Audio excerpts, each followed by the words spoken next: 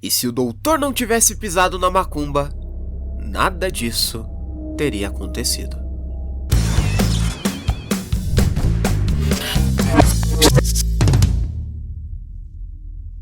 Antes de mais nada, é importante dizer que, velho, tá um frio do caralho. Tipo, você não tá entendendo quão frio tá fazendo no momento em que eu tô gravando esse vídeo. E por esse motivo, obviamente o meu nariz não vai colaborar com esse vídeo. Então vocês vão ter que se acostumar com o Alan Fanho falando aí em alguns momentos. Enfim, não tem o que fazer.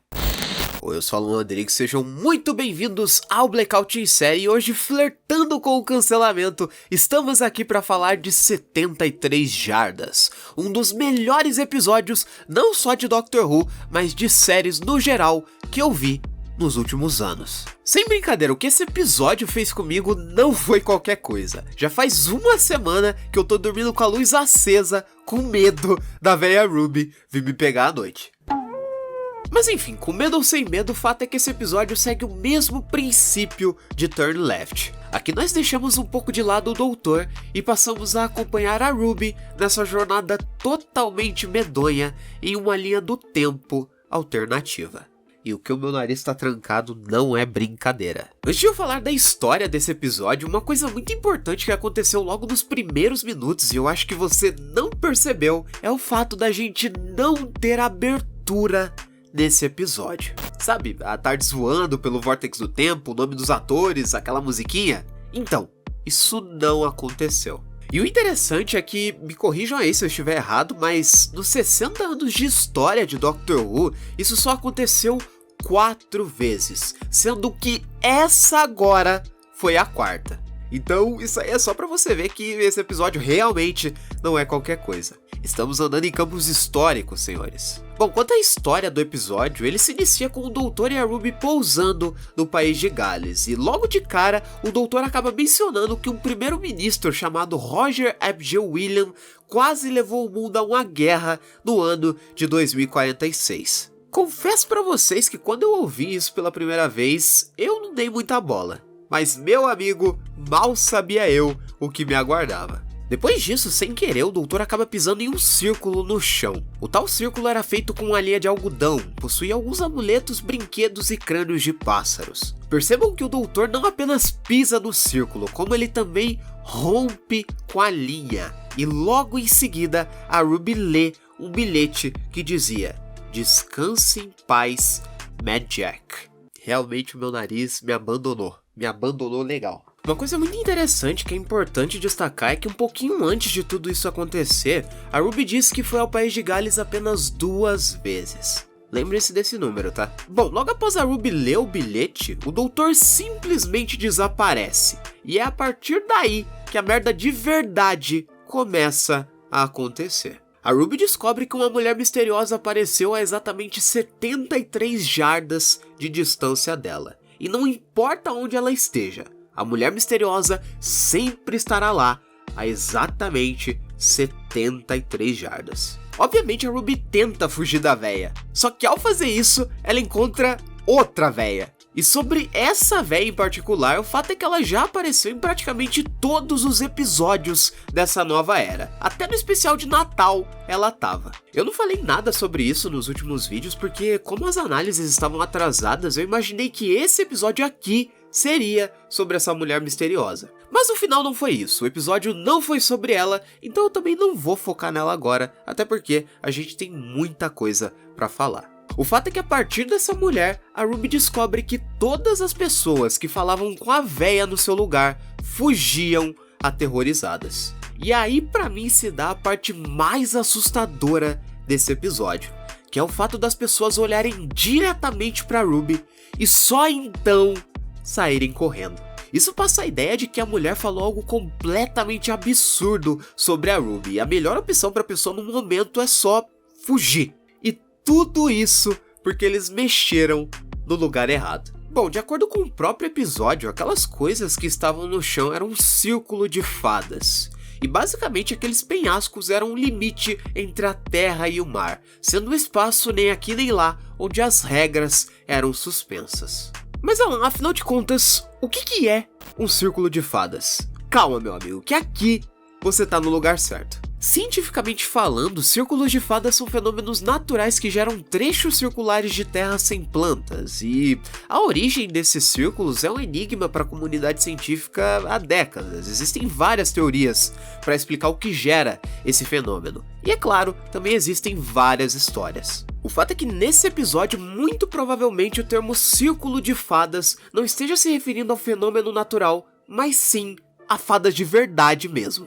Assim como no especial de Natal nós lidamos com duendes, aqui nós lidamos com fadas. Bom, após voltar para sua casa, a Ruby pede ajuda para sua mãe e a mesma tenta falar com a mulher misteriosa usando o celular. Nesse momento a senhora Flood já aparece para dar um pitaco e o interessante é que ela fala: "Eu não tenho nada a ver com isso", e vai embora. Cara, ela poderia dizer qualquer coisa, mas o que ela diz é justamente: "Eu não tenho nada a ver com isso". Velho, pode me chamar de maluco, mas não tem nada que tire da minha cabeça que essa mulher tá escondendo alguma coisa. Eu não confio. Enfim, a mãe da Ruby chega perto da mulher misteriosa, mas o problema é que assim que ela se aproxima, o seu comportamento muda completamente. E quando a Ruby faz algumas perguntas pra ela, ela começa a repetir: "Ela é do jeito que ela é". O telefone começa a chiar. A mãe da Ruby olha diretamente pra filha e foge, assustada. O nível de bizarrice dessa cena é absurdo, e foi nesse momento, depois de rever o episódio algumas vezes, que eu entendi que a grande questão que fazia as pessoas fugirem não era o que a véia falava, mas sim a própria maldição. Por esse motivo, nem vale a pena colocar em pauta na discussão a pergunta: o que a véia falou? Ela não falou nada demais, porque nada no mundo que essa véia falasse iria fazer a mãe da Ruby fugir daquele jeito. Ou seja, tudo isso era o efeito da maldição. E os momentos que evidenciaram isso foi o fato da Ruby não conseguir abrir a porta da TARDIS mesmo ela estando com a chave, e o fato dela também não conseguir abrir a porta da própria casa. Isso é a metáfora perfeita que mostra os laços da vida da Ruby sendo quebrados. Porque assim como o círculo de fadas foi quebrado pelo doutor, todas as relações pessoais da Ruby teriam o mesmo destino. Posteriormente, a Ruby acaba se encontrando com a Kate, que tenta resolver a situação. Ela diz que a Unity é a força-tarefa responsável por investigar questões extraterrestres e cada vez mais o sobrenatural. E ela também completa dizendo que tudo tem se encaminhado para esses rumos hoje em dia. E essa frase da Kate acaba reforçando aquela teoria minha de que esse universo atual de Doctor Who sofreu algum tipo de alteração. Se você quiser ver o vídeo completo em que eu falo sobre isso, eu vou deixar ele aí nos cards para você clicar. Mas o fato é que quanto mais o tempo passa, mais eu acredito nessa teoria de que houve mesmo uma alteração cósmica em todo esse universo. O bacana de termos a Kate aqui é que, como o doutor sumiu, a sua presença acaba trazendo uma certa tranquilidade pra gente. E ela até explica que provavelmente aquela linha do tempo seria suspensa por causa do evento da Ruby. Outra informação importante que é revelada nessa conversa é que o filtro de percepção da TARDIS ter pousado próximo ao círculo do gramado pode ter afetado as coisas, fazendo com que a velha Ruby possuísse um filtro de percepção. E é por esse motivo que as pessoas não se incomodavam com aquela senhora. A grande questão é que, além do fato do rosto da senhora misteriosa não poder ser fotografado, a Ruby sentia que de alguma forma elas estavam conectadas. E se elas se separassem, uma das duas poderia morrer. Por esse motivo, a Ruby evitava viajar. Mas enfim, a Kate tenta prender a mulher misteriosa, mas mesmo sem falar com ela e com todos os preparos da Unity, todos os seus membros, inclusive a Kate, vão embora dali imediatamente após se aproximarem da mulher. E a cara que a Kate faz, cara, de desaprovação, um pouco de, sei lá, repulsa, é incrível, cara, e realmente chega a dar um frio na espinha, cara. E de novo, isso mostra que a questão não era o que a mulher estava falando. O fato era que a maldição era muito forte. E aí o episódio acaba perdendo um pouco do encanto, né? Porque a grande graça é a gente tentar descobrir o que a mulher falava, o que a mulher tava falando. É isso que causa o medo, sabe? O desconhecido é o que faz a gente realmente temer pela situação. E é nesse momento que o episódio vai para um rumo que ninguém imaginava. A gente tem um salto temporal de 20 anos e a Ruby escuta em uma propaganda política o nome Roger Epps William. E ele menciona que o seu apelido era Mad Jack. É aí então que aquele nome aparentemente aleatório dito pelo doutor se conecta diretamente com a trama geral. E uma informação que antes eu imaginava ser completamente banal se mostra com uma importância totalmente absurda. Eu nem preciso falar o quanto eu amei isso, né? Pra mim, é isso que é Doctor Who. Essa série mora na sutileza dos detalhes. Pra mim, Doctor Who é o claro exemplo de série que você pode ver 10 vezes o mesmo episódio, mas mesmo assim, sempre vai perceber algum detalhezinho que você não tinha notado antes. É isso que fez eu me apaixonar por essa série, e é isso que tava faltando. Bom, a Ruby se junta como um membro responsável pela campanha política do Roger Epps William e após um longo tempo se infiltrando, ela revela o seu plano, que era se afastar a exatas 73 jardas do Mad Jack, fazendo com que ele encontrasse a mulher misteriosa. Isso acontece e então o Roger Epps William foge aterrorizado e renuncia ao cargo de primeiro-ministro. Sobre esse vilão, a única coisa que eu tenho a dizer é: que espécie de Harold Saxon era esse, hein? Eu adorei esse personagem, cara. Bem do estilo galã vilanesco, sabe? Enfim, eu realmente gostei e talvez até queria ver ele de novo na série, vai. Acho que valeria a pena. Porém, o problema é que mesmo depois da Ruby vencer o Mad Jack, a mulher misteriosa não desaparece. Então a gente tem um salto temporal de 40 anos. O ano era 2086 e a Ruby visita a Tardes nas colinas, que a essa altura tinha virado praticamente um monumento. A cena corta. Temos a Ruby em uma cama de hospital prestes a morrer. Porém, antes disso, ela vê a velha misteriosa se aproximando mais e mais. Só que ela não fica com medo. Na verdade, ela abre os braços de uma forma como se estivesse acolhendo a mulher. A Ruby morre. E então ela reaparece na forma da velha misteriosa.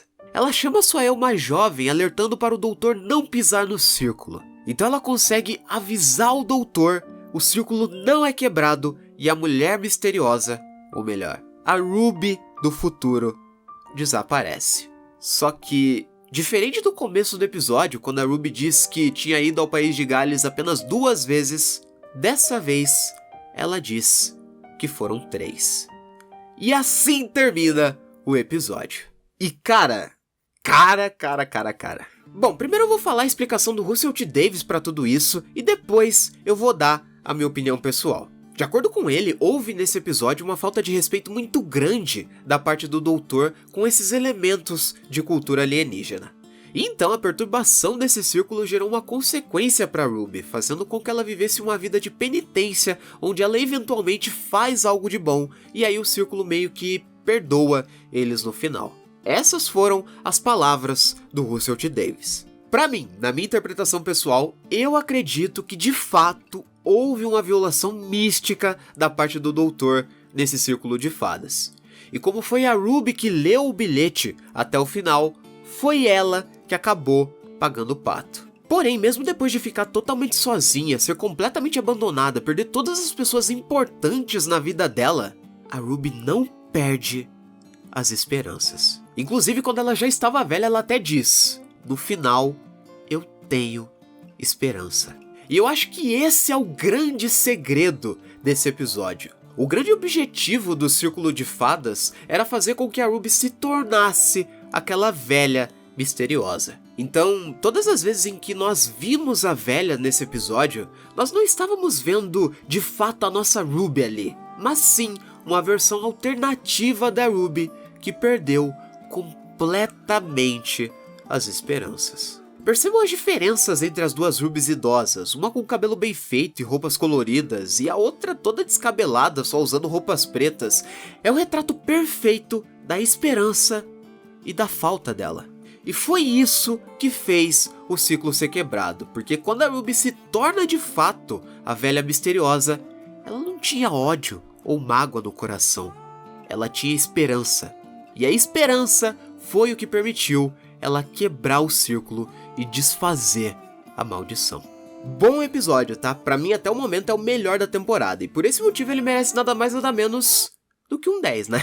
Menos que isso é loucura. Mas é claro, essa é apenas a minha opinião, e você é livre pra concordar ou discordar aí embaixo na área dos comentários. Aproveita que você já está aí e comenta qual que é a nota que você acha que esse episódio merece. Aliás, aqui no final peço perdão novamente pelo meu nariz estar trancado nesse vídeo, deve ter sido um pouquinho chato assistir alguém com a voz tão anasalada, mas enfim, não tinha o que fazer. E claro, não se esqueça de deixar o seu like aí embaixo se você curtiu esse vídeo, e se esse for o primeiro vídeo que você está vendo aqui no canal, não se esqueça de se inscrever e de ativar as notificações para estar ajudando esse canalzinho humilde a continuar crescendo. Dá uma moral aqui pra gente, porque, meu amigo, esse vídeo aqui deu trabalho, tá? Deu muito trabalho, você não tem noção. Bom, eu vou ficando por aqui, um forte abraço a todos e até daqui a pouco.